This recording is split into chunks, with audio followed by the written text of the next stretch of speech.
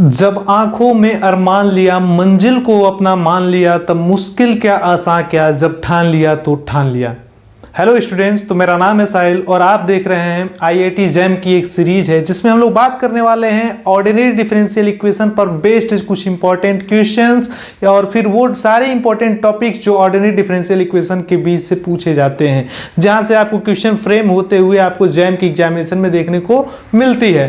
तो इस video lecture में हम लोग प्रोवाइड करने वाले हैं ऑर्डिनरी डिफरेंशियल इक्वेशन के जितने भी इंपॉर्टेंट न्यूमेरिकल्स हैं, इंपॉर्टेंट प्रॉब्लम्स हैं या फिर पीवाईक्यूज हैं, ये सैंपल पेपर हैं, उन सब का हम लोग सोल्यूशन देख रहे होंगे। और एक छोटी सी नोटिस ये भी है कि आपके डिस्क्रिप्शन बॉक्स में हमने व्हाट्सएप ग्रुप का एक लिंक डाला हुआ है, आप सभी लोग उस ग्रुप में ऐड हो जाइएगा। और ऐड होने के बाद उसमें हम लोग क्या करते हैं कि जितने भी इंपॉर्टेंट डॉक्यूमेंट होते हैं, टेस्ट सीरीज होते हैं, हम लोग सारे व्हाट्सएप ग्रुप में सेंड करते रहते हैं, तो आपको ये भी लाभ आपको मिल रहा होगा। तो हम लोग बिना समय को गवाए डायरेक्ट क्वेश्चन पर आते हैं। तो क्वेश्चन आपके पास कुछ इस प्रकार से देखने को मिल रहा है, y r to 0 to infinite be the solution of Bernoulli equation. ये आपके पास बर्नौली इक्वेशन दे दिया है जहां पर आपको इनिशियल कंडीशन देता हुआ दिख रहा है y0 equal to c greater than 0, यानी कि c जो होगा वो पॉजिटिव के बारे में बात किया है।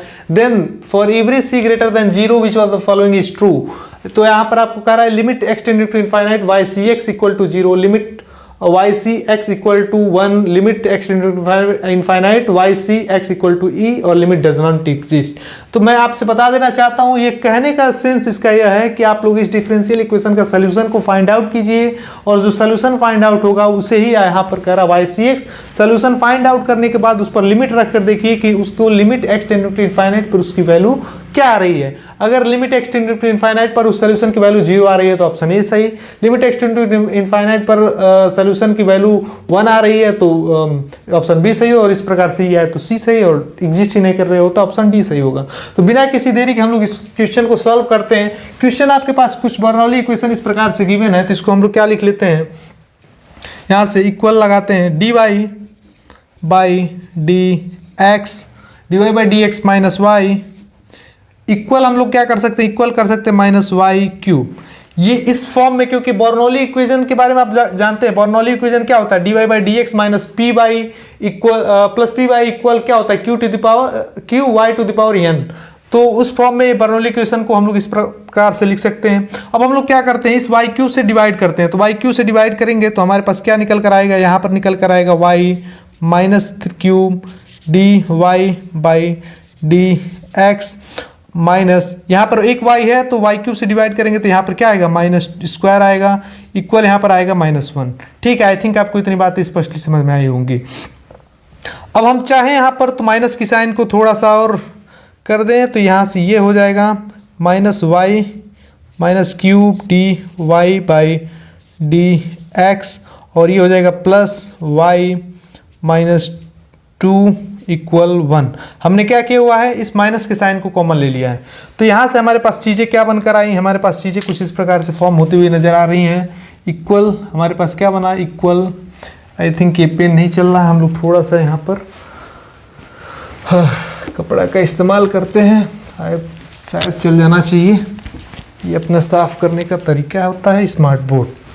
स्मार्ट बोर्ड तो नहीं है सर, स्मार्ट बोर्ड पढ़ाते पढ़ाते आप, हाँ। तो आइए यहाँ पर हम लोग थे। अब इसे सॉल्व करने के लिए हम लोग क्या करते हैं, हमारे पास इक्वेशन, हाँ, हमने y क्यूब से डिवाइड कर दिया है। y क्यूब से डिवाइड करने के बाद हमने माइनस को भी कॉमन ले लिया, तो हमारे पास कुछ इस प्रकार से टर्म बनता हुआ मिल रहा है।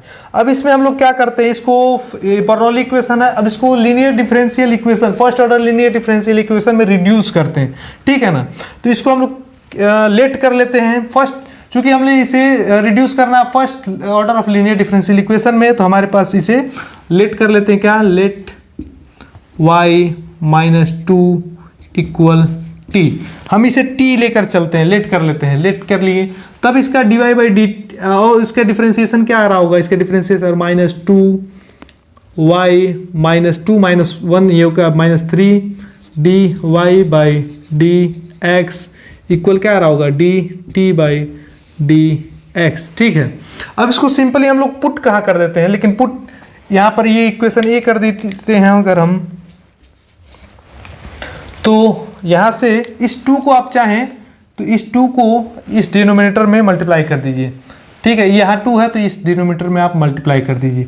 तो यानी कि हम लोग equation 1 put in equation A, equation A में जब हम पुट करते हैं तो हमारे पास क्या निकलता हुआ मिल रहा है, इस टर्म इस जगह पे हम लोग क्या लिख सकते हैं, dt/2, यानी कि इसे लिख सकते हैं 1/2 dt/dx।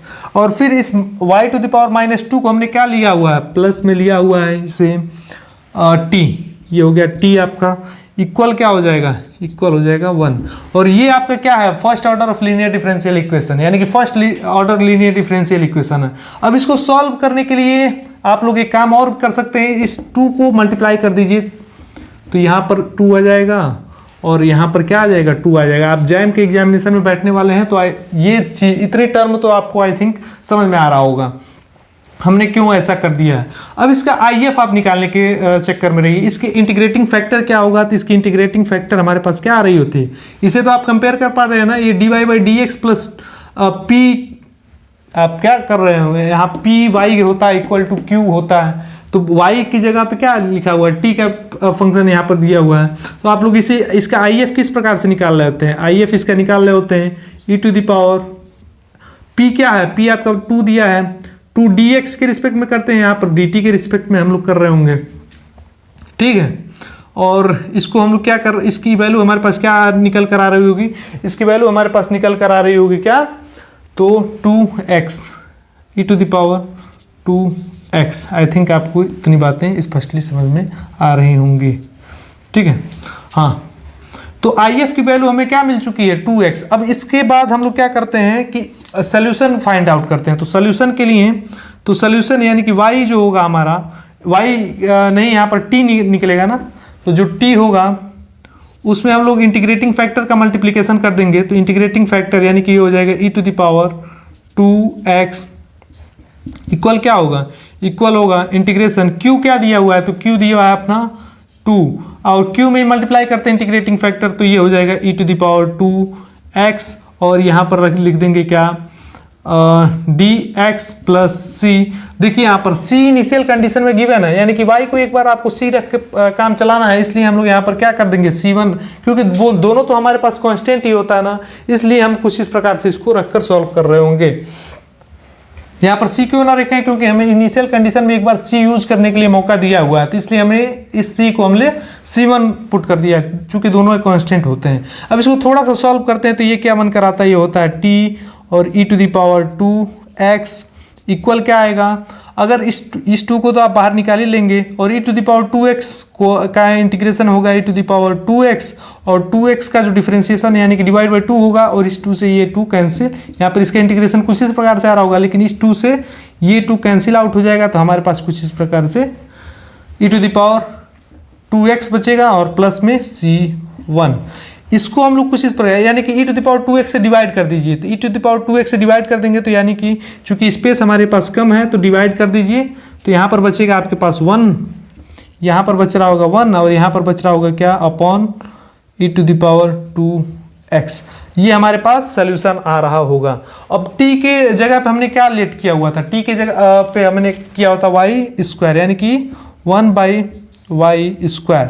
ठीक है, इक्वल क्या है हमारा 1 प्लस c1/e⁻²x, कुछ इस प्रकार से।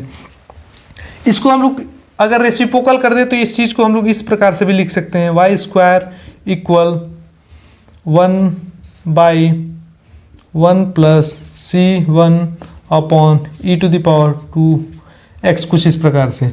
अगर हम लोग इसे y² कर दिए तो इस प्रकार से, अगर y सिर्फ निकालना हो तो हमें अंडर रूट ले लेंगे ना, तो हमें अंडर रूट ले लेंगे, तो हम अंडर रूट कुछ इस प्रकार से ले रहे होंगे, और यही क्या हो गया आपका, यही हो गया आपके पास सोल्यूशन, ये आपका सोल्यूशन हो गया। ठीक है, तो इस सोल्यूशन को हम लोग अंडरलाइन कर देते हैं। अब इससे ज़्यादा हम लोग इसे सॉल्व क्या ही कर पाएंगे।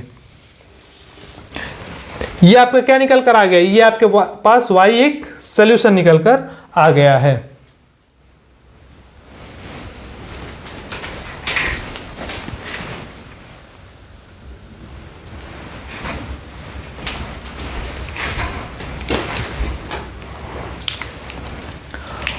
ये सोल्यूशन है आपका, और इसके साथ आपको क्या गिवन है, एक इनिशियल कंडीशन गिवन है, यानी कि y0 इक्वल c, ठीक है। और इस सोल्यूशन में कह रहा है कि एक initial condition y0 equal c। तो आप लोग यहाँ पर आइए, इधर आएंगे और हम क्या लिखेंगे कि गिवन, या फिर एक पार्टीशन कर ही लीजिए।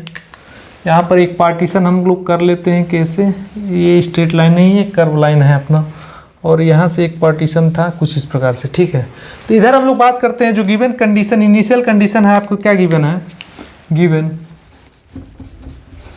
गिवन क्या है आपके पास, y0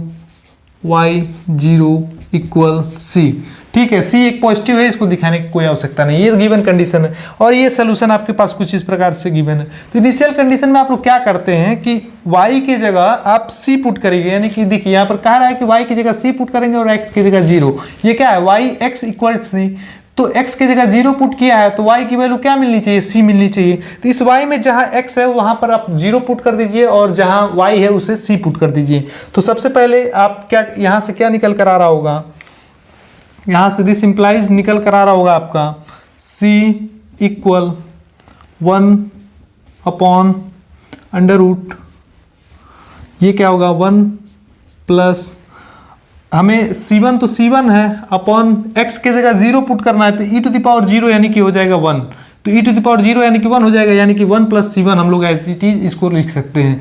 तो आपने देखा हमने क्यों यहाँ पर c1 लेके चला था, हमने यहाँ पर सोल्यूशन में c1 इसलिए लेके चला था क्योंकि इनिशियल कंडीशन में एक बार आपको y as a c use कर लिया था। तो हम यहाँ पर अगर c1 ना लिखकर c लिखे रहते तो आपको कन्फ्यूजन हो जाता, ठीक है, इसलिए हमने यहाँ पर कांस्टेंट को c1 लेट किया हुआ था।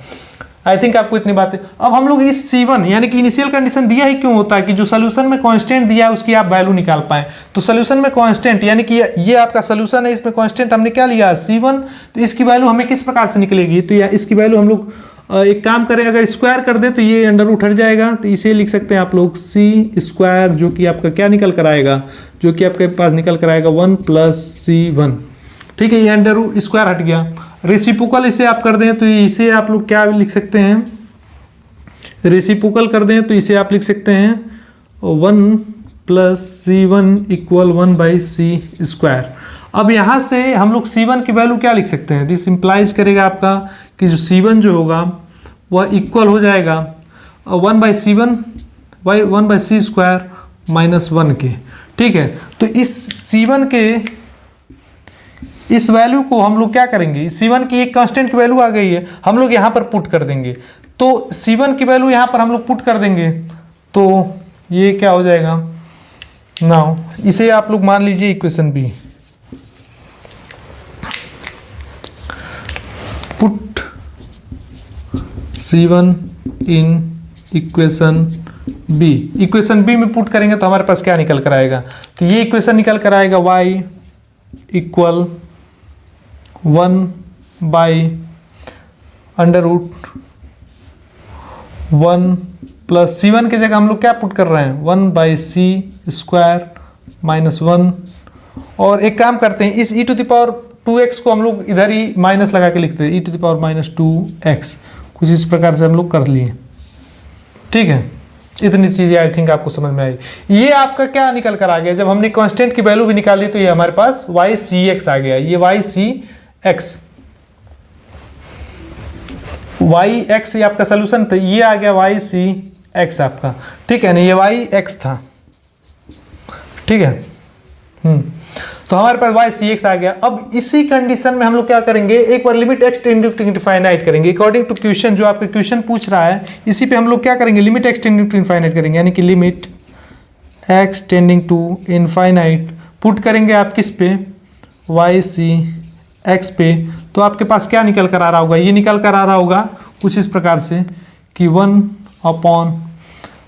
यहाँ पर under root limit x tending to infinite 1 + 1/c² -1, और यहाँ पर e⁻²x। अब इस x पर यदि आप इनफाइनाइट पुट करें तो इस x पर इनफाइनाइट पुट करेंगे तो आपके पास क्या होगा, e⁻∞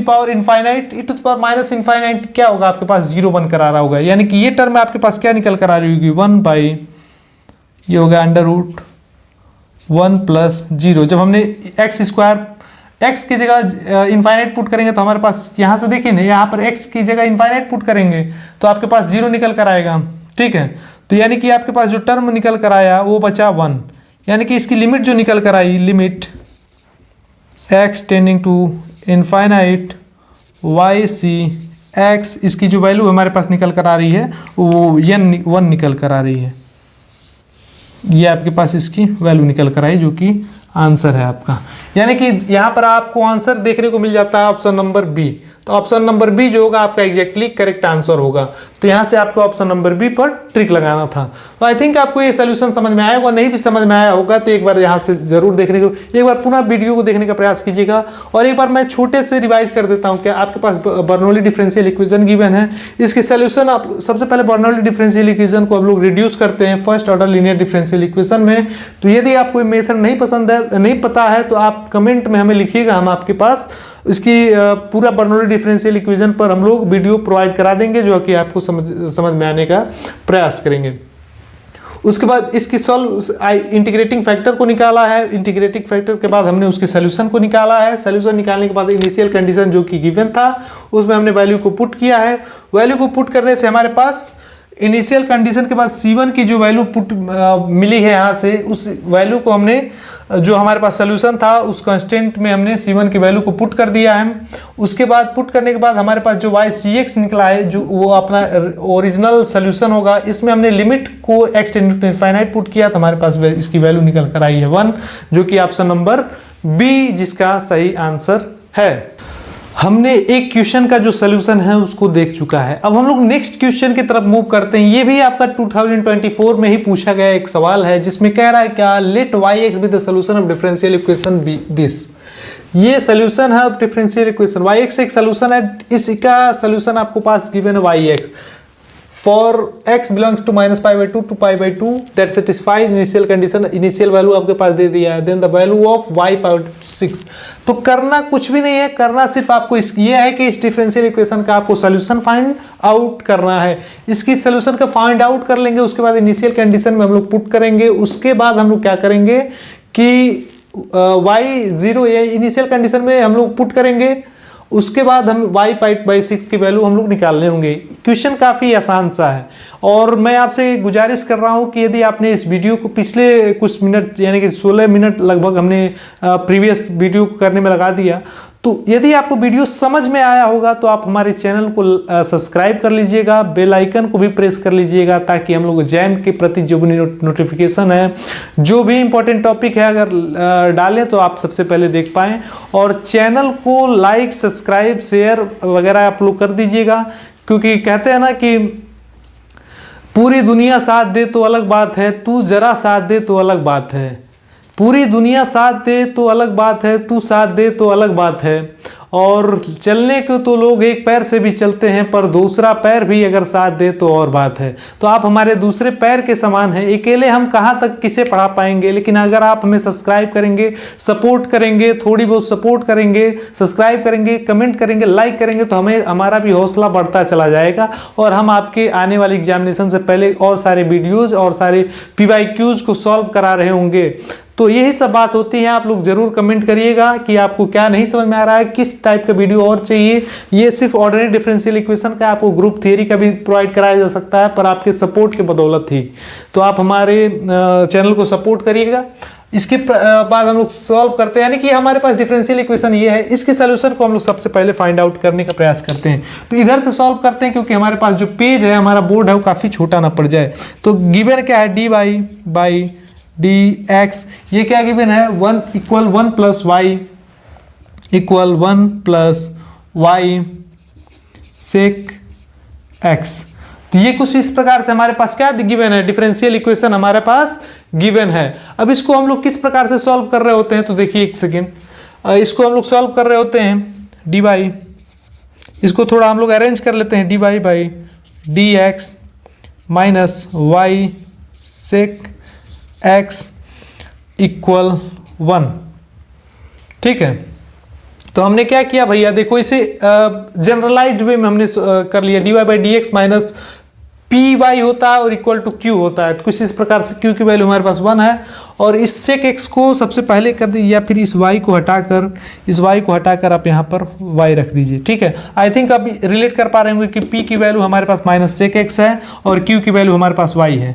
तो अब इसका हम लोग क्या करते हैं, सबसे पहले ये फर्स्ट ऑर्डर लीनियर डिफरेंशियल, इसके इंटीग्रेटिंग फैक्टर हम लोग लिखते हैं। तो इंटीग्रेटिंग फैक्टर इसका हम लोग किस प्रकार से बना पाते हैं, आई एफ। तो आई एफ हमारे पास क्या आएगा, e to the power p x. तो इंटीग्रेशन पी एक्स, तो पी एक्स क्या गिवन हमारे पास, माइनस सेक एक्स। ठीक है, और इसको डिफरेंशिएट कर देंगे, इंटीग्रेट कर देंगे, तो ये हमारे पास आई एफ होगा। तो आई एफ हमारे पास निकल कर क्या आया, तो सेक एक्स का जो इंटीग्रेशन होता है वो क्या होता है, आई थिंक आपको पता होगा, लॉग सेक एक्स का डिफरेंशिएशन इंटीग्रेशन क्या होता है, log mod sec x tan x. ठीक है, तो इस चीज़ का हम लोग ध्यान देंगे। यहाँ पर लिखेंगे क्या, यहाँ पर लिखेंगे ये माइनस है तो ये ई टू द पावर, ये माइनस आगे निकाल दीजिए, ये क्या होता है, log mod sec x plus ten x. I think आपको इतनी बातें स्पष्टली समझ में आ रही होंगी। इस माइनस को हम लोग क्या करते हैं, इसके पावर बनाने का प्रयास करते हैं, तो ये टर्म हमारे पास बन के आएगा e to the power log mod sec x plus ten x के लॉग के ऊपर मॉडुलस के ऊपर -1 e to the power log. ठीक है, यहाँ से हम लोग क्या समझ सकते हैं, e to the power log x होता है तो हम लोग सिंपली एक्स लिख देते हैं। तो यहाँ पर e to the power log x inverse है ना, तो इसे हम सिर्फ हमारे पास बचेगा क्या, ये टर्म बचेगा। तो इसे हम लोग किस प्रकार से लिख पा रहे हैं, इसे हम लोग दिस इम्प्लाइज, यहाँ से हमारे पास क्या आएगा कि ये होगा ई टू द पावर, नहीं e to the power log x, यानी कि ये हमारे पास आई एफ क्या बचा, आई एफ यहाँ से हमारे पास बनकर आया, आई एफ इक्वल बचेगा modulus sec x tan x, ये हो गया sec x plus ten x के ऊपर माइनस पावर 1/2, और यहाँ से हम लोग क्या लिख सकते हैं, 1 sec x plus ten x, और ये हमारे पास मॉडुलस में आ चुका है। ठीक है, ये इनवर्स की हमने अपन में कर लिख दिया। आई थिंक आपको इससे कोई दिक्कत नहीं होना चाहिए। आप लोग IIT जैम का एग्जामिनेशन देने जा रहे हैं, तो इतनी बातें आई थिंक आपको समझ में आनी चाहिए। हमारे पास आई एफ निकल कर आ गया। उसके बाद क्या क्या रहा है, एक्स जो बिलोंग करेगा -π/2 और π/2 के बीच में। आप चाहें इसे तो इसको इस प्रकार से भी खोल कर लिख सकते हैं क्या, इस सेक एक्स को आप लोग 1/cos x लिख दीजिए, 1/cos x, और इस tan x को sin x/cos x। तो हमारे पास इसका यानी कि इसको सॉल्व करेंगे तो आपके पास बचेगा क्या, यहाँ पे 1/cos x कर दिए तो आपके पास बचा cos x हो गया 1/cos x plus sin x/cos x। तो यहाँ पर बचा आपके पास 1 + sin x, और ये हो जाएगा cos x। ठीक है, ये अपने सॉल्व किया, इसको आप लोग थोड़ा सॉल्व कर लीजिएगा। ठीक है, ये इसका पूरा का मॉडुलस लगा दीजिए। ये cos x, इसको थोड़ा सा आप लोग साइन और cos में चेंज करके देख लीजिएगा। ये आपके पास आई एफ निकल कर आ गया। ठीक है, आई एफ निकल कर आपके पास कुछ इस प्रकार से हमारे पास वैल्यू निकल कर आ चुका है। अब हमारे पास गिवन क्या है, अब हम लोग इसका क्या फाइंड आउट कर लें, सोल्यूशन फाइंड आउट कर लें। उससे पहले हमारे पास यहाँ पर गिवन है x बिलोंग कर रहा है -π/2 एंड π/2 के बीच में। तो यहाँ से हम एक चीज़ और कह सकते हैं क्या, कि cos की वैल्यू अगर x की वैल्यू अगर π/2 हो और -π/2 हो तो हमेशा पॉजिटिव वैल्यू मिल रही होगी। ठीक है, हमेशा, क्योंकि cos π/2 भी पॉजिटिव और cos -π/2 यानी कि इसकी टर्म भी पॉजिटिव वैल्यू मिल रही होगी। और sin x के बारे में देख लीजिए, तो sin x अगर -π/2 रखते हैं फिर भी पॉजिटिव, और π/2 रखते हैं 1 होता है ये तो फिर भी पॉजिटिव, यानी कि मॉडुलस इसका हटा भी सकते हैं ना हम लोग। आई एफ जो होगा उसका जैसे cos x/1 plus sin x directly लिख सकते हैं, क्योंकि for x belongs to -π/2 to π/2, तो हम लोग क्योंकि x इसमें बिलोंग कर रहा है हम लोग मॉडुलस हटाकर भी लिख सकते हैं। अब इसका सोल्यूशन हम लोग किस प्रकार से लिख रहे होंगे, तो सोल्यूशन के बारे में देखिए। तो यहाँ से हमने सबसे पहले तो पार्टी से कर देना चाहिए था। ठीक है, तो इसका सोल्यूशन हम लोग किस इस प्रकार से लिख रहे होंगे क्या, सोल्यूशन हम लोग लिख रहे होंगे y.i f यानी कि इंटीग्रेटिंग फैक्टर लगा दिए, और क्यू के बाद फिर से I f d x plus c, कुछ इस प्रकार से हम सोल्यूशन लिखते हैं। तो सोल्यूशन इसका क्या लिखेंगे हम लोग, वाई आई एफ क्या गिवन है, आई एफ हमारे पास इस प्रकार से टर्म आया हुआ बनकर, यानी कि cos x by 1 plus sine x equal integration लगा दिए। q की वैल्यू हमारे पास क्या गिवन है, तो देखें यहाँ पर q की वैल्यू हमें 1 गिवन है, तो q की वैल्यू हमें, ये इंटीग्रेशन है 1 हो गया। और फिर आई एफ की वैल्यू क्या गिवन है, तो आई एफ की वैल्यू हमारे पास हो गया cos x by 1 plus sine x. I think आपको इतनी बातें समझ में आ रही होंगी, डी एक्स, ठीक है, d x plus c. I think आपको इतनी बातें स्पष्टली समझ में आ रही होंगी। अब हम लोग सिंपली क्या करते हैं,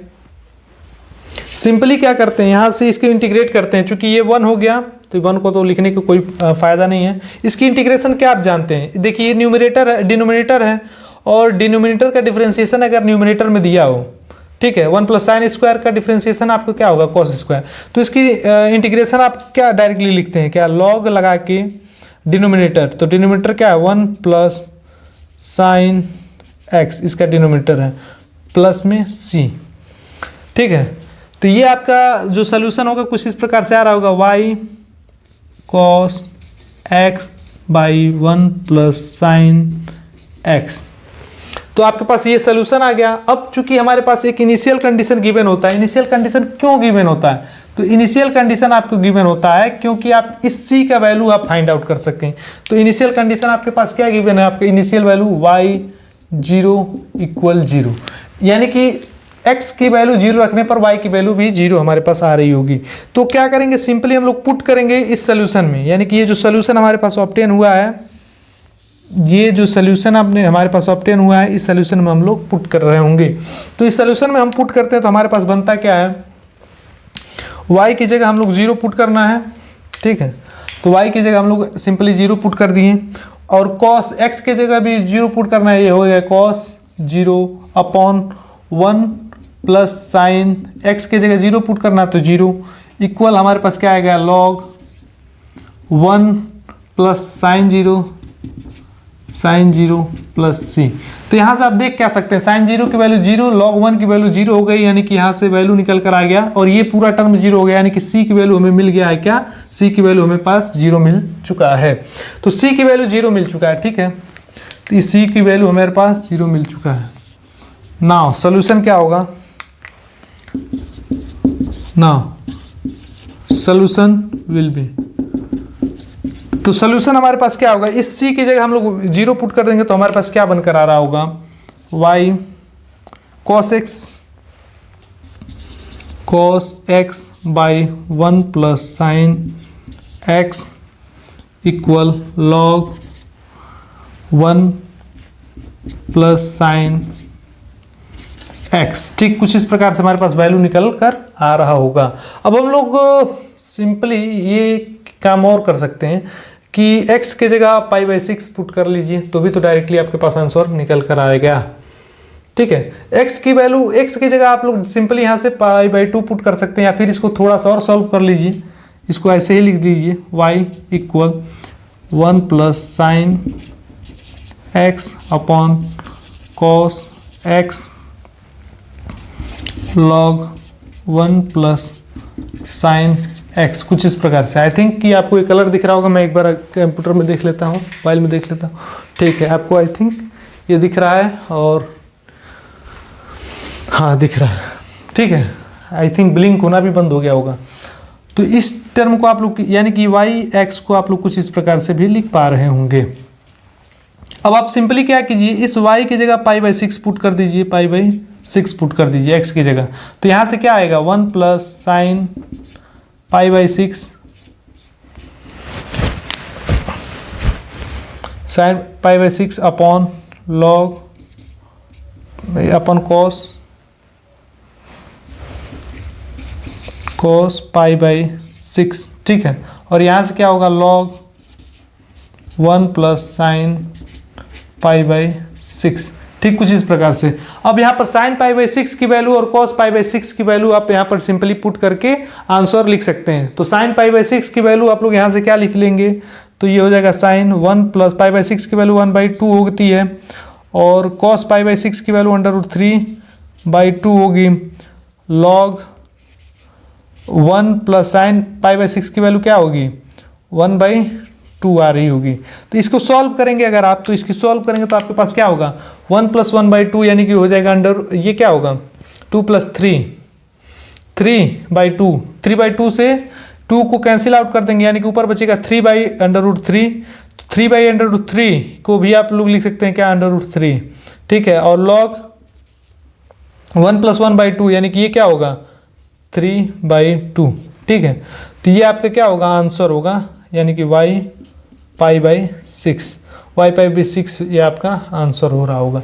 तो देख सकते हैं हमारे पास आंसर में क्या गिवन है, y पाई 6 गिवन है √3 log पाई बाई 3/2, √3 log 3/2, यानी कि ऑप्शन नंबर ए जो होगा वो आपका एग्जैक्टली राइट आंसर हो रहा होगा।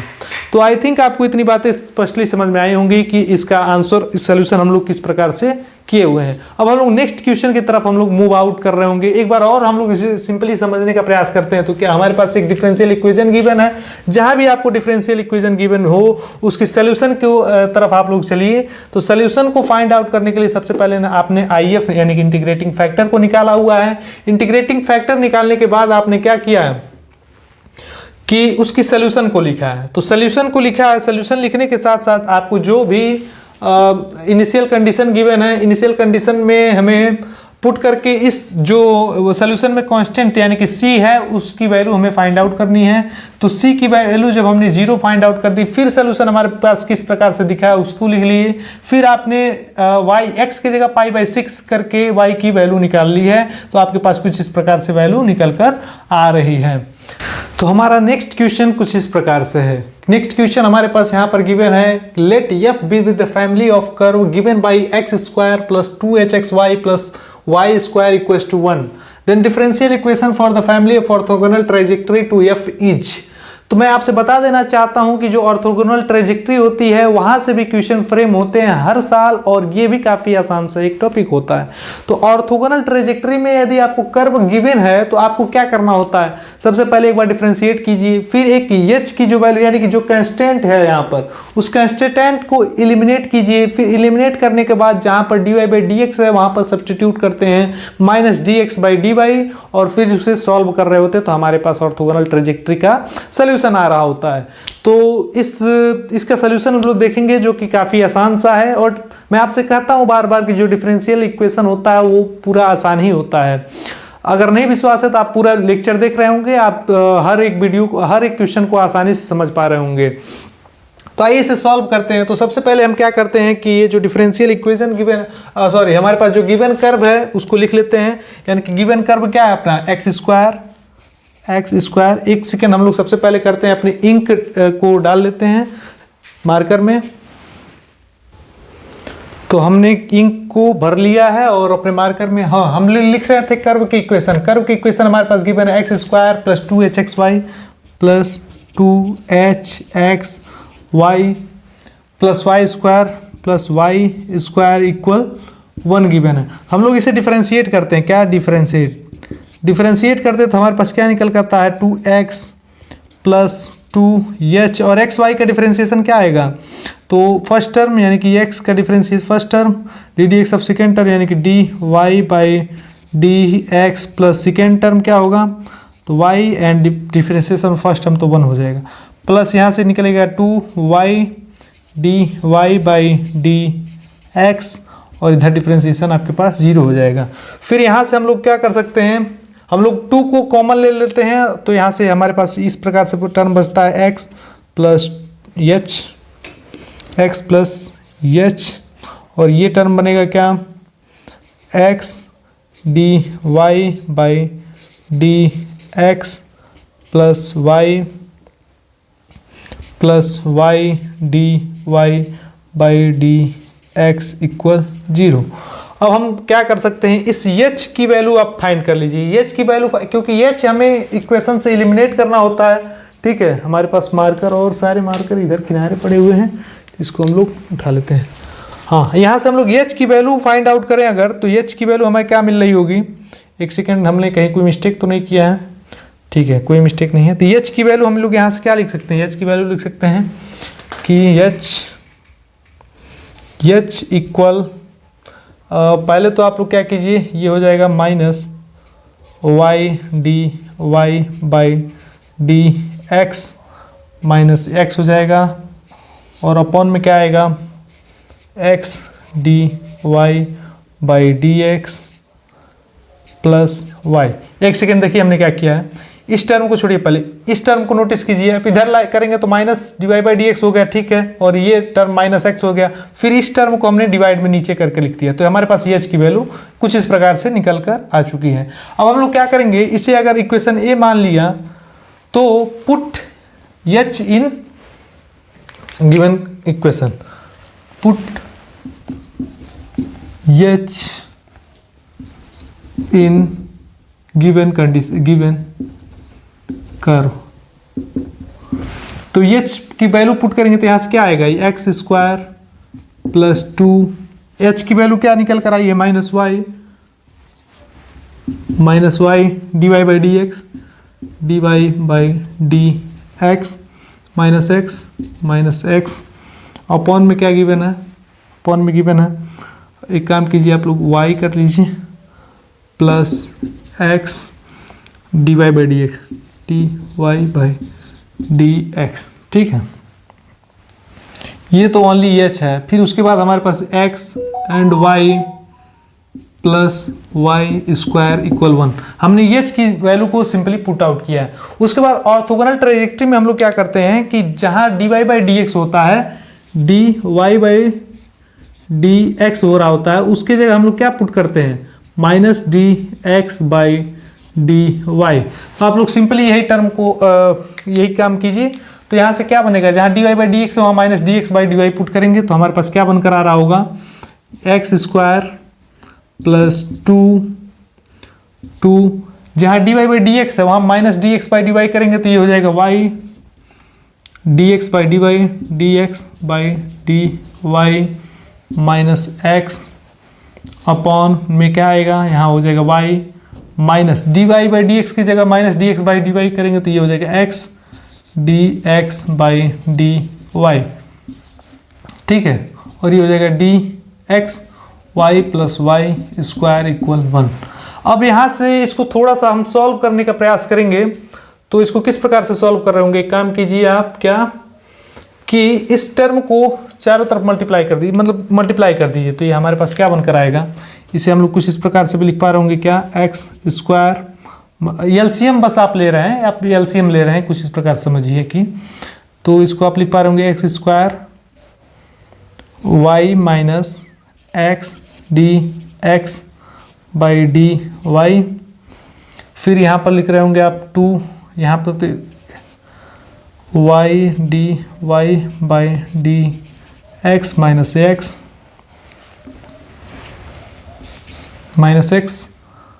एक्स वाई, और प्लस में क्या हो रहा होगा यहाँ पर वाई स्क्वायर, ये क्या हो रहा होगा y minus x d x by d y, और यहाँ पर क्या आ रहा होगा इक्वल में आपके पास ये टर्म आ रहा होगा y minus x d x by d y, ये टर्म आपके पास आ रहा होगा।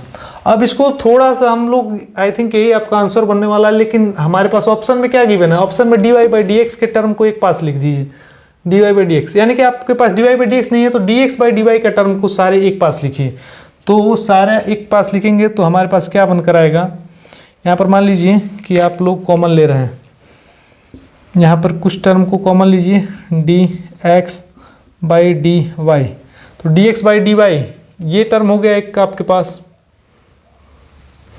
D x by d y, d y by d x, d y by d x हमारे पास है क्या कुछ, तो हमारे पास यहाँ पर क्या गिवन है, d x d y by d x की जगह पे आपने पुट किया तो d x by d y हुआ है, तो यहाँ पर हमने कोई थोड़ी सी मिस्टेक की है क्या, ये d x by d why he है ना, टू डी एक्स, ये छोटी सी मिस्टेक थी, ये d x by d y है, ठीक है। तो d x by d y के टर्म यानी कि सबसे पहले तो यहाँ पर आपको मिलेगा x cube minus x cube मिलेगा ना, माइनस एक्स क्यूब। इस टर्म को d x by d y को हम लोग कॉमन कर रहे हैं, तो यहाँ से आपके पास मिलेगा माइनस एक्स क्यूब, इसे साफ साफ लिखिए, आपके पास बचेगा माइनस एक्स क्यूब। और क्या d x by d y यहाँ पर क्या बन रहा होगा आपके पास, x y square plus 2xy square plus 2xy square, ठीक है। यहाँ से ये टर्म बच रहा होगा आपके पास। फिर यहाँ पर क्या बच रहा होगा, minus x y square, minus x y square, ठीक है, इक्वल दिस। यानी कि इसे भी अगर आप इस साइड ला देंगे तो ये हो जाएगा माइनस वाई और ये हो जाएगा प्लस इक्वल 0, कुछ इस प्रकार से हो रहा होगा, ठीक है। तो इस साइड आपके क्या बच रहा होगा, रेड पेन, हाँ, तो y हमने ये टर्म कॉमन ले लिया। फिर यहाँ से आपके पास बचेगा जो, वो होगा क्या, x प्लस एक्स,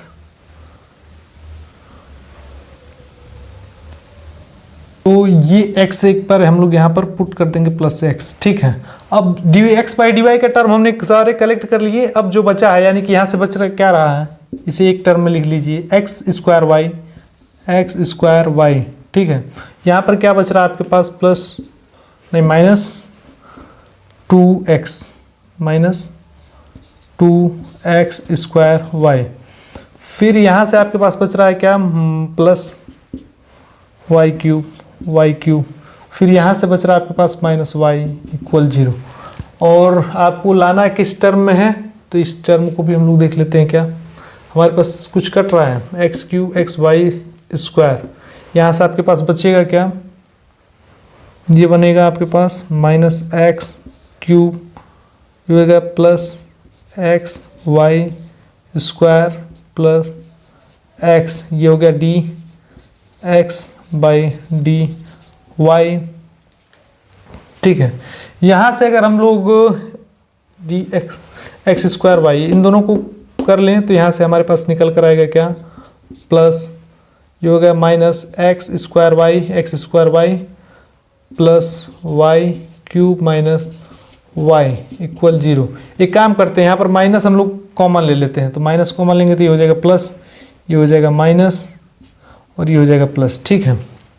अब हम लोग आंसर में देखने का प्रयास करते हैं। हमारे पास क्या गिवन है, एक्स वाई स्क्वायर, ठीक है, माइनस ये वाई की जगह एक्स है ना, और सभी जगह एक्स। अगर देखो यार एक्स को हम लोग वाई से चेंज कर दें, यानी कि एक्स की जगह पे वाई लिख दें, तो हमारे कोई दिक्कत नहीं होना चाहिए। यानी कि एक्स की जगह आप सिंपली वाई पुट कर दीजिए, तो यहाँ से क्या होगा, minus y cube plus y x square plus y d y by d x minus x square minus x square minus y square x ना, ये हो गया क्या, y square x minus x cube plus x equal 0 रख देंगे। तो हमने क्या किया, x को y से इंटरचेंज कर दिया, तो इससे हमारे पास कोई प्रभाव नहीं पड़ने वाला। तो एक बार चेक करते हैं, क्या, minus y cube plus y x square plus y x square plus y, ठीक है, d y by d x, ठीक है, माइनस वाई स्क्वायर एक्स, ठीक है, माइनस एक्स क्यूब, ठीक है, ये एक्स इक्वल टू 0। यानी कि जो ऑप्शन ए होगा वो आपका एग्जैक्टली राइट आंसर हो रहा होगा। ये ऑप्शन ए जो होगा आपका एग्जैक्टली राइट आंसर होगा। तो ये इंपॉर्टेंट क्वेश्चन इसलिए था क्योंकि ऑर्थोगोनल ट्रेजेक्टरी में थोड़ा सा घुमावदार कर दिया था। हालांकि चीज़ें आपके लिए बिल्कुल ही आसान थी, ऐसा नहीं है कि चीज़ें कुछ कठिन है, आसान थी। हमने सबसे पहले क्या किया, जैसा प्रोसीजर होता है ठीक उसी प्रकार से हम लोग को हर बार चलना है, तो ये बात आप लोग ध्यान देंगे। ये कर्व था तो कर्व को हमने डिफरेंशिएट किया, फिर एच की वैल्यू कुछ फाइंड की, एच की वैल्यू को हम लोग कर्व के गिवन इक्वेशन में पुट किए। पुट करने के बाद जो ऑर्थोगोनल ट्रेजेक्टरी फाइंड करते हैं, यानी कि d y by d x को minus d x by d y put करते हैं, तो वो चीज़ें हमने यहाँ पर कर रखी हैं। उसको सॉल्व करने के बाद हमने देखा है कि ऑप्शन में किस प्रकार से देके पूछ रहा है, तो हमने उस प्रकार से dy बाई डी एक्स को कलेक्ट करने का प्रयास किया, dx बाई dy को कलेक्ट किया है। फिर देखा है कि हर चीज़ तो ऑप्शन में गिवन है लेकिन x की जगह y है, तो हम लोग क्या किए, सिंपली x की जगह y पुट कर देंगे तो हमारे पास कुछ इस प्रकार से आंसर निकल के आएगा, जो कि आंसर हमारे पास a गिवन है। तो अब हम लोग मूव करेंगे नेक्स्ट क्वेश्चन के ऊपर। नेक्स्ट क्वेश्चन के ऊपर देखेंगे जो हम लोग इंपॉर्टेंट क्या है, या फिर PYQ भी आई थिंक हो सकता है, तो उसके ऊपर हम लोग प्रोसीड करने वाले हैं। तो हमारा नेक्स्ट क्वेश्चन कुछ इस प्रकार से है, गिवन है if let R be a solution of differential equation this satisfying y0 equals 0 and y dash 0 equals to 1, then limit yx equals to round up to, यानी कि NAT टाइप का एक क्वेश्चन है। आपको देखने में हार्ड लग रहा होगा लेकिन है काफ़ी इजी सा।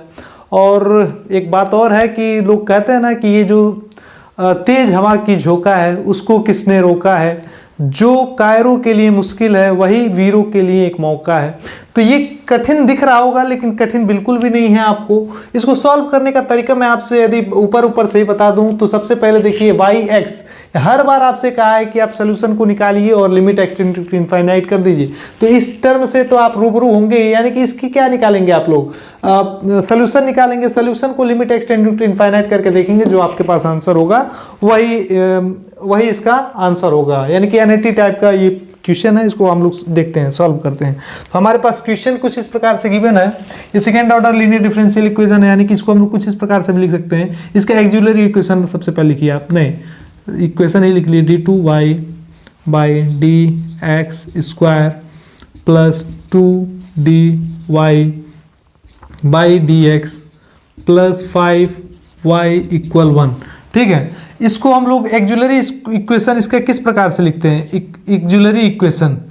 तो एक्जुलरी इक्वेशन हम लोग लिखते हैं इसका m square plus 2m plus 5 equal 0। ठीक है, तो इसमें m की वैल्यू हमारे पास क्या निकल कर आ रही होगी, तो इसकी m की वैल्यू को हम लोग फाइंड आउट कर रहे होंगे कुछ इस प्रकार से। तो लिखेंगे हम लोग डिस्क्रिमिनेंट फॉर्म, यानी कि धाराचारा वाला नियम से फाइंड कीजिए, minus b plus minus under root b square, यानी कि हो गया B square plus 4ab plus 4a1 है और b जो है आपके पास plus 4ab, b square minus 4ab minus 4ac होता है ना, तो minus 4ac minus 4ac divide by 2a। तो इसे हम लोग m की वैल्यू फाइंड आउट कर रहे होंगे। तो m यहाँ से हमारे पास क्या निकल कर आ रहा होगा, m इक्वल ये हो जाएगा -2, ये होगा प्लस माइनस, ये क्या हो रहा होगा 5 4 20 माइनस 4, यानी कि -16 अंडर रूट के अंदर है, तो ये क्या हो जाएगा i, यानी कि 16, यानी कि ये हो जाएगा 4i अपॉन 2, यानी कि ये टर्म हमारे पास कुछ इस प्रकार से बनकर आ होगा -1 प्लस माइनस 2i। ठीक है, यानी कि ये टर्म हमारे पास कुछ इस प्रकार से आ रहा है, एक ये वैल्यू आएगा और फिर ये -1 माइनस 2i, कुछ इस प्रकार से हमारे पास वैल्यू बनकर आ रहा होगा।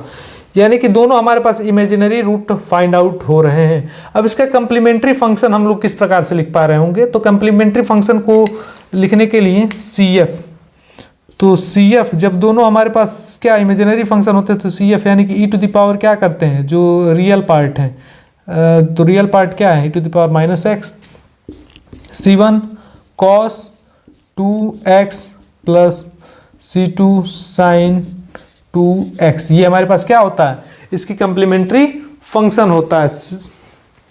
हमने क्या गलत किया है कि sin 2x नहीं होता भैया, इस चीज़ को हम लोग थोड़ा सा इरेज करके लिख देते हैं, यही मिस्टेक कर देते हैं हम लोग थोड़ा सा।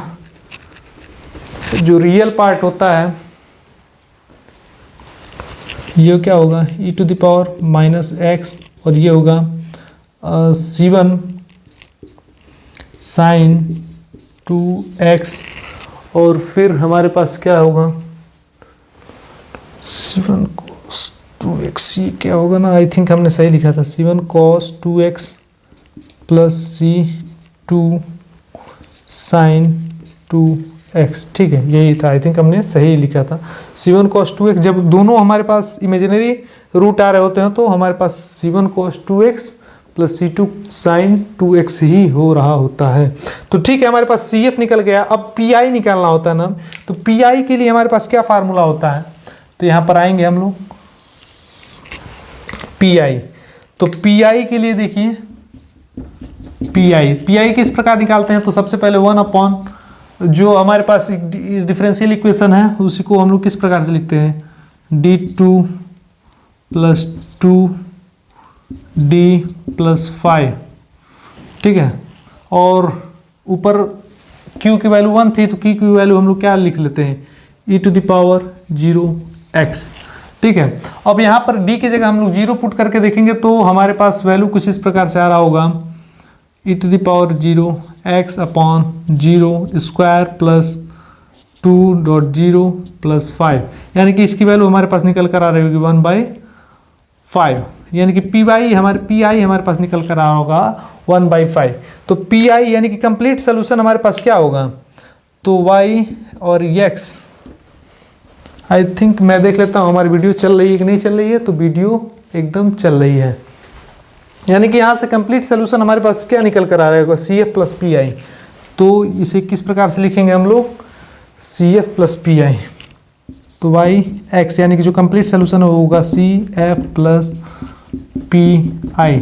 तो CF हमारे पास क्या आया हुआ है, yx। CF हमारे पास क्या आया हुआ है, CF आया हुआ है हमारे पास ये e⁻−x और C1 cos 2x plus C2 sin 2x plus PI का वैल्यू हमारे पास निकल कर आया है 1/5।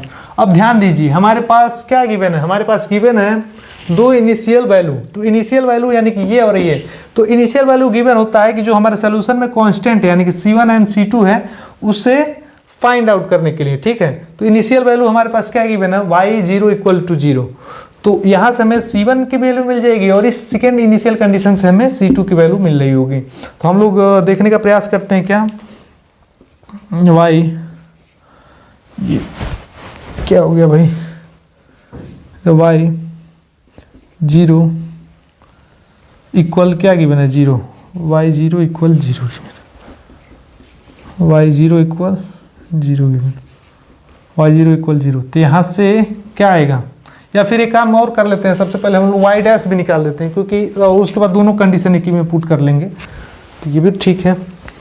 तो y डैश की वैल्यू क्या निकल कर आएगी, ये तो एक सोल्यूशन yx हो गया और y डैश x क्या आएगा, तो देखिए y डैश x, तो इससे प्रोडक्ट रूल लगाइए, फर्स्ट टर्म को एज इट इज रहने दीजिए e⁻−x, सेकेंड टर्म का डिफरेंशिएशन कर दीजिए। तो इस टर्म का डिफरेंशिएशन क्या होगा, इस टर्म का डिफरेंशिएशन होगा क्या, C1 कांस्टेंट है और cos का डिफरेंशिएशन होता है माइनस 2 भी आगे आ जाएगा और ये हो जाएगा sin 2x प्लस यहाँ पर क्या होगा 2 तो आगे C2 साइन का क्या हो जाता है cos 2x प्लस में ये हो जाएगा 0 यानी cos 2x।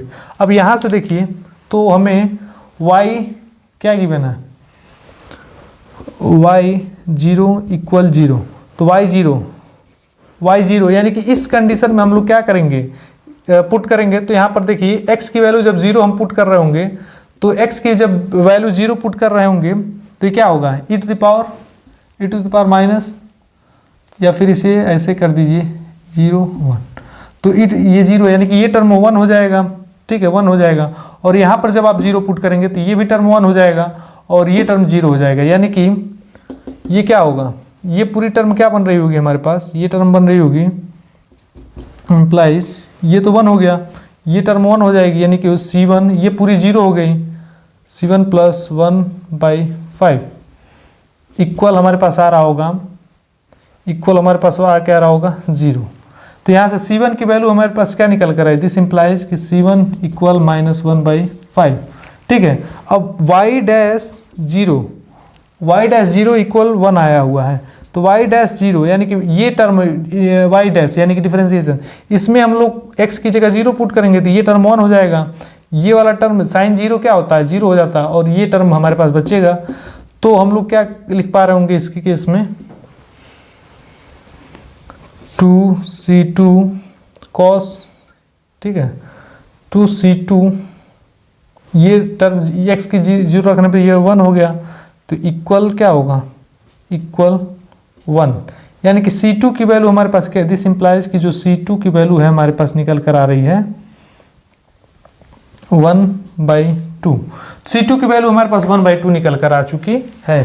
तो अब हम लोग सिंपली क्या करते हैं, c2 की वैल्यू 1/2 जो निकल कर आ चुकी है, हम लोग सिंपली जो हमारे पास इक्वेशन की जो हमारे पास सोल्यूशन आया हुआ है, ये जो सोल्यूशन है इसमें हम लोग c1 एंड c2 की वैल्यू को पुट कर देते हैं, c1 एंड c2 की वैल्यू को पुट करते हैं। तो यहाँ से क्या होगा, नाउ सोल्यूशन विल बी, तो सोल्यूशन क्या आ रहा होगा हमें, y(x) equal e to the power minus x, e to the power minus x, और यहाँ पर बचा क्या, c1, तो c1 के वैल्यू जगह हम लोग क्या लिखते हैं, -1/5, ये हो जाएगा -1/5, ऊपर बचा sin 2x cos 2x plus c2 की वैल्यू क्या निकल कर आई है, c2 की वैल्यू 1/2 निकल कर आई है, तो c2 की वैल्यू 1/2 है, और ऊपर है sin 2x, ठीक है, प्लस 1/5। तो ये हमारे पास क्या निकल कर आएगा, yx। तो लेकिन yx तो हमें पूछा ना, इक्वेशन में पूछा limit x tending to infinite yx, तो इस पर आप लिमिट लगा दीजिए, किस प्रकार से, तो इस प्रकार से लिमिट लगा दीजिए, limit x tending to infinite yx क्या आ रहा होगा, तो यहाँ भी लिमिट रखिए, limit x tending to infinite, और ये टर्म पूरा लिखिए e to the power -x और minus cos 2x divide by 5 plus sine 2x/2 plus 1/5। ठीक है, आई थिंक आपको ये क्लियरली दिख रहा होगा, मैं एक बार देख लेता हूँ कि क्या आपको दिख रहा है। हाँ, ये आई थिंक ये आपको क्लियरली दिख रहा है, 1/5, 1/5 दिख रहा है ना, हाँ ये, हाँ दिख रहा है। अब हम लोग यहाँ से क्या करते हैं, एक काम करते हैं हम लोग, ये माइक का तार है हमारे पैरों में फंस रहा है। एक चीज़ आपने नोटिस किया होगा, क्या नोटिस किया होगा कि ये जो है ये एक बाउंडेड फंक्शन है, ठीक है, ये बाउंडेड फंक्शन है, और यहाँ x टेंडिंग टू इनफाइनाइट करने पर इसकी लिमिट जो है आपके पास 0 मिल रही होगी, यानी कि रियल एनालिसिस में ये टर्म आपने पढ़ा होगा, यानी कि ये पूरा टर्म जो होगा उसकी लिमिट जो होगी वो आपके पास क्या निकल कर आई होगी, लिमिट जो होगी 0 निकल कर आ रही होगी, क्योंकि ये पूरा टर्म बाउंडेड है और इसकी लिमिट हमारे पास 0 मिलेगी। तो बाउंडेड, और जहाँ बाउंडेड होता है और जिसकी लिमिट एट इनफाइनाइट पर 0 होती है, उस टोटल की जो लिमिट होगी वो हमारे पास 0 निकल कर आएगी, यानी कि यहाँ पर हमारे पास वैल्यू बच कर आएगा जो वो होगा limit x tending to infinite yx equal 1/5 आ रहा होगा, 1/5, क्योंकि ये पूरी टर्म 0 हो रही है, क्योंकि यह बाउंडेड है, तो यहाँ पर लिख भी सकते हैं आप बाउंडेड, BOUNDED, और इसके केस में क्या है, limit x tending to infinite जो है e to the power minus x, इसकी वैल्यू 0 है, तो इन दोनों की जो मल्टीप्लाई होता है बाउंडेड और limit x tending to infinite पे फंक्शन की वैल्यू 0, इसकी जो वैल्यू होती है वो हमारे पास 0 मिल रही होती है, रियल एनालिसिस में हमने पढ़ा हुआ है। तो यानी कि ये हो गया 1/5, एंड 1/5 को आप क्या लिख सकते हैं, 0.2। तो इस केस में आपके पास आंसर जो निकल कर आया है वो निकल कर आया होगा 0.2, तो यही आपका क्या होगा, आंसर हो रहा होगा। ये आपका NAT बेस्ड क्वेश्चन था। तो एक बार और हम लोग समझने का प्रयास करते हैं। हमारे पास एक डिफरेंशियल इक्वेशन गिवन था और 2 इनिशियल कंडीशन गिवन था। इनिशियल कंडीशन गिवन इसलिए होता है कि जो सोल्यूशन में आपको C1 एंड C2 जो कांस्टेंट होते हैं उसकी वैल्यू आपको फाइंड आउट कर पाएं। तो हमने डिफरेंशियल इक्वेशन था, इसको second order linear differential equation था, CF एंड PI से हमने इसको निकाला है, उसके सोल्यूशन को हमने फाइंड आउट किया है। सोल्यूशन के फाइंड आउट करने के बाद हमने इनिशियल कंडीशन को पुट अप किया है फार्मूले में। इनिशियल कंडीशन को पुट करने के बाद हमारे पास कुछ वैल्यू मिलकर आई है और उस वैल्यू को हमने 0.2 करार दिया है और हमारे पास कुछ इस प्रकार से इसका आंसर था। अब हम लोग, ये वीडियो काफ़ी आई थिंक लंबा हो चुका है, तो इस वीडियो को लगभग हम लोग यहीं पर बाइंड अप करने वाले हैं। तो यहीं पे हम लोग वीडियो को एंड करते हैं और आपसे एक गुजारिश है कि आप हमें और चाहते हैं कि अगर और वीडियो बनाए जाएँ तो आप हमारे कमेंट सेक्शन में कह सकते हैं कि सर और भी वीडियो बनाए जाएँ। और ऑर्डिनरी डिफरेंशियल इक्वेशन पर यदि आपकी नोट्स भी चाहिए तो आप हमारे व्हाट्सअप लिंक पर ऐड हो जाइएगा और हमें ग्रुप में वो आपके नोट्स हम लोग लगातार सेंड आउट कर रहे हैं और जो भी बच्चों का क्यूरी है उसको हम लोग सॉल्व आउट कर रहे हैं। तो एग्जामिनेशन आपके लिए काफ़ी नज़दीक आ चुकी हैं, तो इसके लिए बहुत बहुत आपको शुभकामनाएं कि आप जाएं एग्जामिनेशन दें और बहुत अच्छे तरीके से एग्ज़ाम को क्वालिफाई करके आएँ। तो इन्हीं सब बातों के साथ इस वीडियो को यहीं पे एंड करते हैं और आपसे गुजारिश बार बार रहती है कि आप हमारे चैनल को सब्सक्राइब कर लीजिएगा, बेल आइकन को भी हिट कर लीजिएगा और वीडियो पसंद आई हो तो वीडियो को लाइक कर दीजिएगा। जो भी चीज़ आप हमसे पढ़नी चाहते हैं आपकी एग्जामिनेशन से पहले भी, तो आप हमें कमेंट करके ज़रूर बताइएगा कि सर हम ये टॉपिक भी करा दीजिए, इसकी PYQ भी आप करा दीजिए। तो हम लोग प्रयास करेंगे कि वो सारे PYQ और वो सारे टॉपिक को कवर आप कराएँ। तब तक के लिए आपको थैंक यू।